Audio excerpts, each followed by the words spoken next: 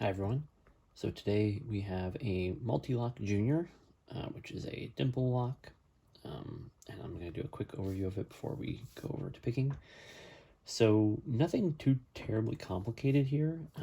This is a 5-pin in pin dimple lock. So your key pins are separated into outers and inners, and this little inner pin just sits right here inside this outer pin. And then your driver also has two sections. It has an inner driver and an outer driver. The drivers do not separate. This inner pin is it's stuck inside the outer. You can see right here, I can push it up and it protrudes from the top, but it does not come out. It is spring-loaded though inside of there. Older designs of Mul-t-lock, they did not protrude out the top, and there's actually an exploit where you could just push up the inner pin, and when you pushed it high enough it would push up the outer pin and you could end up overlifting everything, I believe. But they fixed that in this particular model. You can see this driver is spooled. There are 4 spools in this lock. One of them is one of the drivers is not spooled. But the only the outers are spooled. You can see here, get focus. The inner pin is not, it's plain. Other models of Mul-t-lock may have a spooled inner along with a mill or milling inside of the outer key pin to catch that.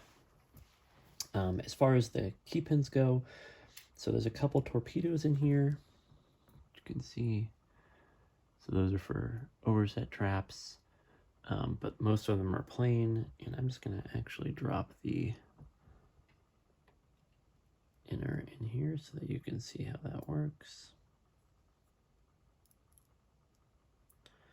Okay, so you can see the inner key pin hangs out the outer, and on this one it does not protrude because of the bitting, but let me see if I can find one that does.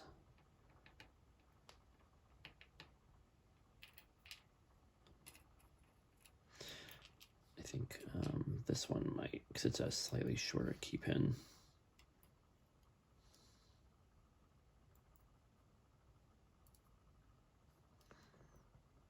There you go. So on this one you can see the when I push up on the inner key pin, it actually sticks up on the outer. So it tells you a little bit about how the bitting might be different from pin to pin. There is a limit to how far an inner key pin, if I pull the key up here, how far an inner key pin can differ from the outer key pin as far as lift. So you can see, like on pin 2 here, the inner key pin is a lower lift than the outer, but on 1 it's a higher lift than the outer, and then on 3 they're equal. They're both max lift. So somewhat interesting. So 5 pins, but ends up kind of being 10 to some degree, although you'll see when I pick this that for the most part, once you get the outers set, the inners are generally either already set or very close to being set and may just need a little bit of a tap. Nothing cool in the plug, no milling in here, it's just plain.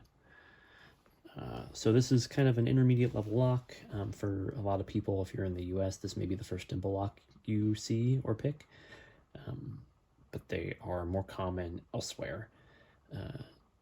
But they can be tricky if you're not used to dimples especially, but with a little practice, they're not too bad. So that's it for the overview. We'll move over to the next segment and get this up in the vise and picked. Got my Mul-t-lock Junior here. There is your key.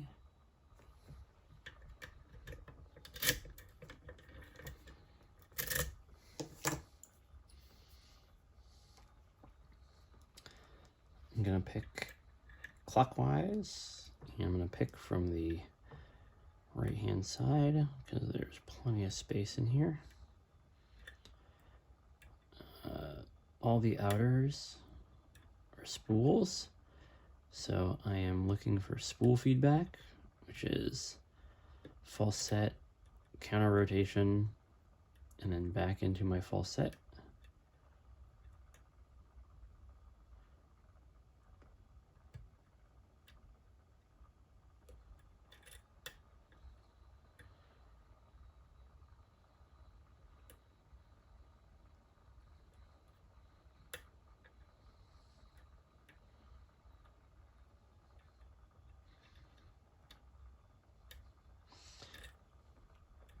only 5 pins in here, so there's not a lot to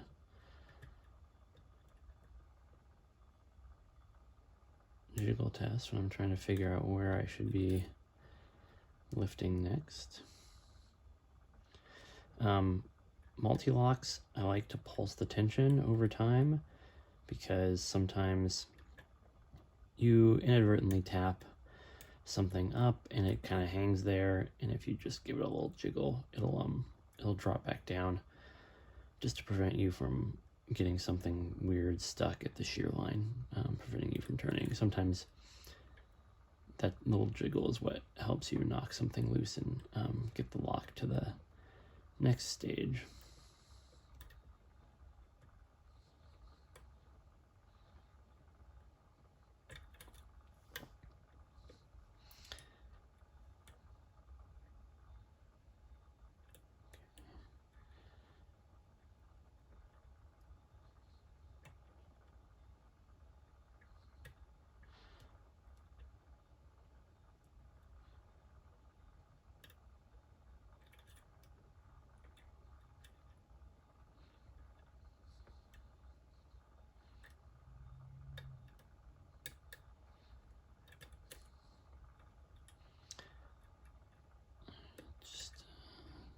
I'll click out 2.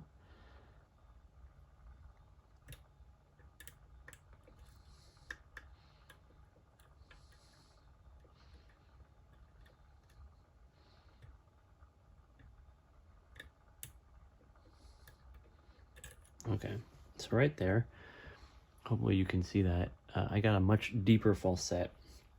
I can actually let my tension all the way off now, and it does not rotate back. So this means that the outers are all correctly set. It is literally just the inners at this point, and I just need to find, there you go, the one that was not set. So usually on this lock, once you get the outer set, the inners are really close. A lot of times they get lifted up with the outers, and you just need to find 1 or 2 to tap. And part of that's because if you look at the bitting on the key again, you can see that there's only a certain amount of distance that can be difference between the lift of the inner and the lift of the outer, and sometimes it's identical. So usually it's not too big of a deal to get it set completely after you get that deeper false set. All right. Put you here.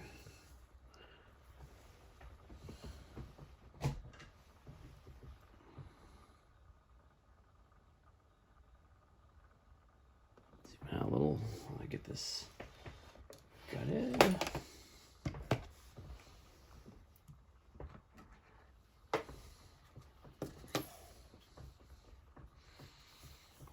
I have my camera on the other side today, and I'm not used to doing it this way, so I'm going to try my best to keep this all in frame. So you can see, relocked.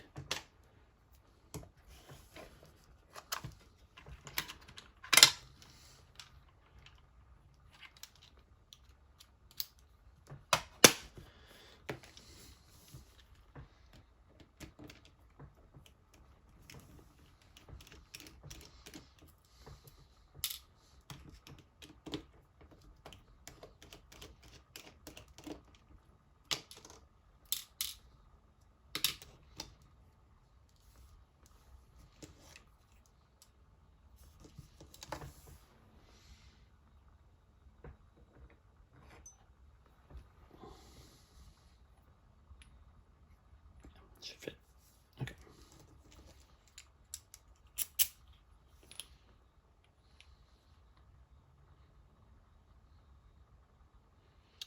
I think, or are you too big?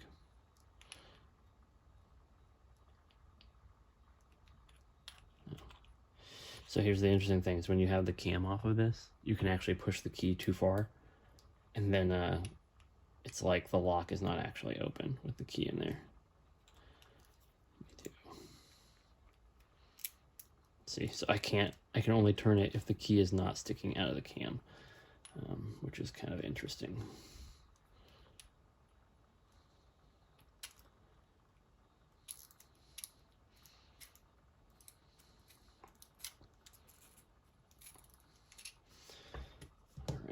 you there.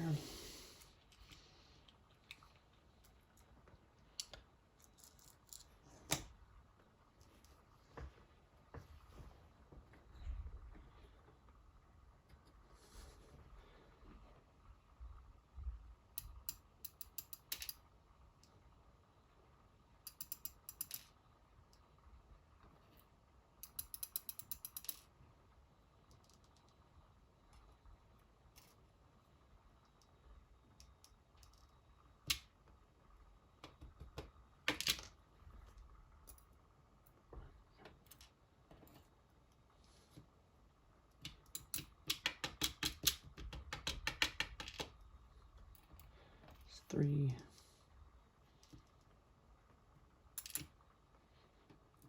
It's the inner from 2.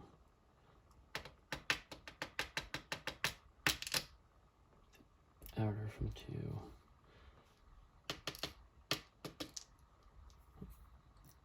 The inner from 1. And the outer from 1.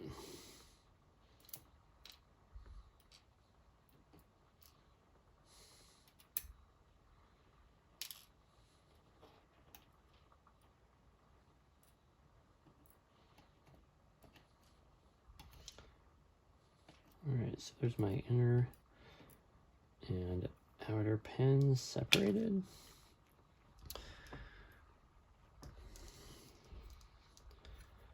Now for the drivers.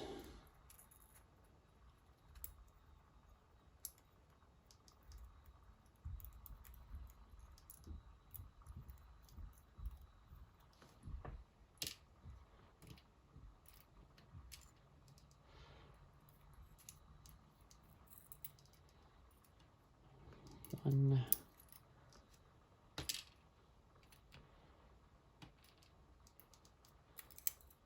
2. See it popping up right there. So we'll get the inner first, it'll pop out right there, and then the whole thing.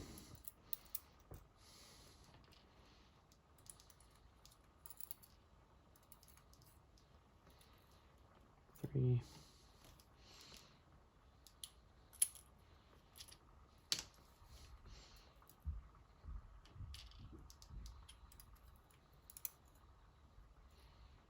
4 and 5.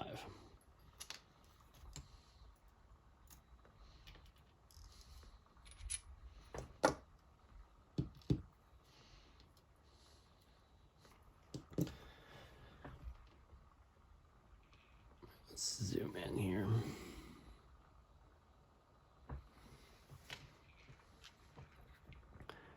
All right, so there you can see all of our pins. So no spooling on 2, but 1, 3, 4, and 5 are all spooled on the outers. If you look at the inners there, the inners are not spooled. So Mul-t-lock Junior, just the spooled outers, no spooling on the inners. Some interactives and the classics will have spooling on the inners, and then they'll have counter milling in the key pins, the outer key pins, to catch that. Torpedo pins right here. So overset, trap, but most of these are normal. And then nothing special on the inner key pins, nothing special in the plug. So there we go. Mul-t-lock Junior, not too bad. This is a beginner dimple lock, but if you're not used to dimples, it can be a little tricky. I used, again, these multi-pick flags. I've picked this with other flags. You don't need to get the super expensive multi-pick ones. Some cheaper flags will work just as well.